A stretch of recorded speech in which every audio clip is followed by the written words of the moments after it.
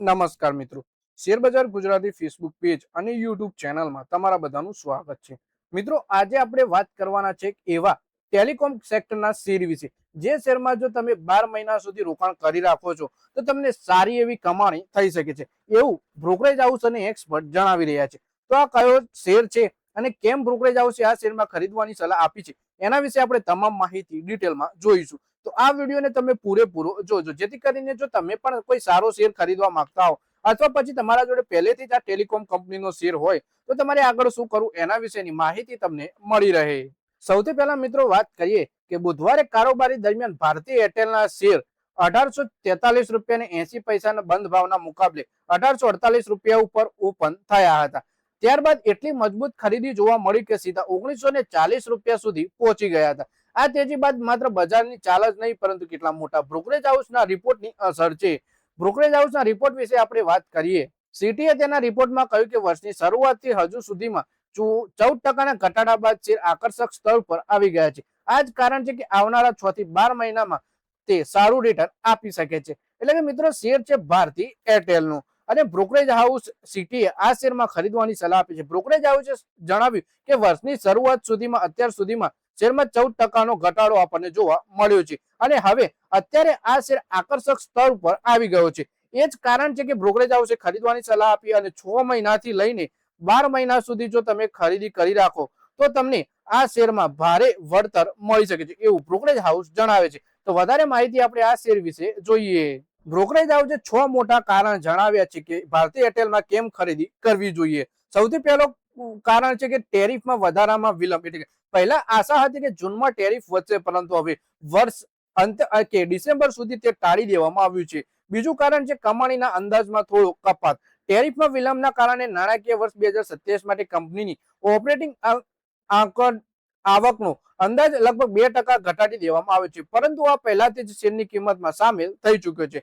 એટલે કે સૌથી પહેલું કારણ છે કે ટેરિફમાં વધારામાં વિલંબ કરવામાં આવ્યો છે. હવે પહેલા જૂનમાં હતું એ હવે ડિસેમ્બર અંત સુધીમાં થવાનું છે, જેના કારણે 2027 ની આવકમાં 2% સુધી ઘટાડી દેવામાં આવ્યો છે. પછી ત્રીજું કારણ આપણે જોઈએ, તેજીથી વધી રહ્યા છે ગ્રાહકો. એરટેલનો સબસ્ક્રાઇબર બેઝ સતત મજબૂત બનેલો છે, જે કંપનીની ગ્રોથનો મોટો અવસર છે. એટલે કે પહેલા તો ટેરિફ વધવાનો હતો, એ હવે ડિસેમ્બર સુધીમાં થવાનો છે. પછી કંપનીનો ગ્રાહક બેઝ સારો એવો વધી રહ્યો છે, જેના કારણે આપણને આ શેરમાં તેજી આવનારા સમયમાં જોવા મળી શકે છે. ચોથું કારણ છે દેવું ઘટાડવાની યોજના. એટલે કે કંપનીએ દેવું ઘટાડવાની યોજના પણ બનાવી છે. રાઇટ ઇસ્યુ અને ડેટા સેન્ટરમાં ઇક્વિટી એકત્રિત કરવાથી કંપનીનું દેવું ઘટશે, જેનાથી બેલેન્સ શીટ મજબૂત થશે. પાંચમું કારણ છે ડિવિડન્ડની આશા. એટલે કે રિપોર્ટ પ્રમાણે ચોથા ક્વાર્ટરમાં પરિણામો સાથે લગભગ 17 રૂપિયા પ્રતિ શેરનું ડિવિડન્ડ પણ મળી શકે છે. પછી છઠ્ઠું કારણ છે પ્રમોટર વેચાણની ચિંતા ઓછી. એટલે કે હાલ પ્રમોટર હિસ્સેદારી વેચવામાં કોઈ જ ઉતાવળ દેખાડી રહ્યા નથી, જે રોકાણકારો માટે પોઝિટિવ સંકેત છે.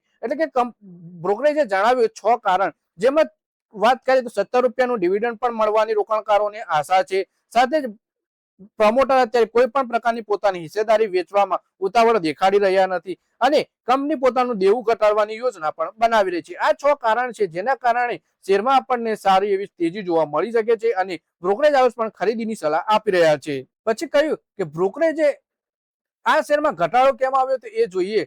તો બ્રોકરેજ હાઉસે જણાવ્યું કે ફેબ્રુઆરીમાં કંપનીના એનબીએફસી સેક્ટરમાં પ્રવેશ બાદ શેરમાં ઘટાડો આવ્યો હતો, પરંતુ સિટીનું માનવું છે કે આ ઘટાડો જરૂરિયાતથી વધારે હતો.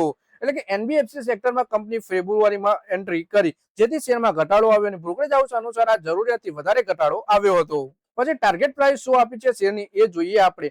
બ્રોકરેજ હાઉસે સિટીએ આ શેરમાં ખરીદીની સલાહ આપી છે. જે ટાર્ગેટ પ્રાઇસ 2380 રૂપિયા હતો એ ઘટાડીને હવે 2180 રૂપિયા કરી દીધો છે. એટલે કે બ્રોકરેજ હાઉસે જણાવ્યું કે આ ટાર્ગેટ ઘટાડ્યો છતાં વર્તમાન સ્તરેથી આમાં સારી તેજીની આશા છે. આ એક સિમ્પલ ટ્રેન્ડ લાઇન દર્શાવે છે અને 1848 રૂપિયા સ્તરથી ધીમે ધીમે ઉપર તરફ જઈ રહ્યા છે. એટલે કે ટ્રેન્ડ હજુ પણ પોઝિટિવ છે. સરળ શબ્દોમાં કહીએ તો એરટેલના શેર હાલમાં આપણને ડિસ્કાઉન્ટ પર ટ્રેડ થતો મળી રહ્યો છે અને કંપનીના ફંડામેન્ટલ મજબૂત છે, જેના ગ્રાહકોની વૃદ્ધિ અને દેવા ઘટાડવામાં સમાવેશ થાય છે. તેથી આ સ્ટોકમાં લાંબા ગાળાના રોકાણકારો માટે સારી તક બની રહી શકે છે.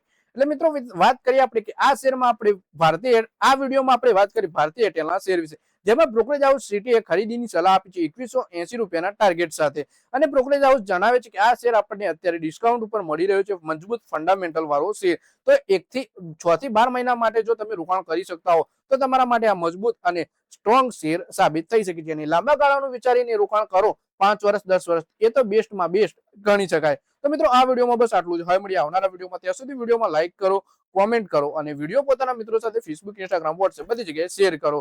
અને શેરબજારની આવી જ માહિતી ગુજરાતીમાં જોવા માટે તમે ચેનલને સબસ્ક્રાઇબ કરી ઘંટડી પણ દબાવી દેજો અને આપણા ફેસબુક પેજને પણ ફોલો કરી લેજો.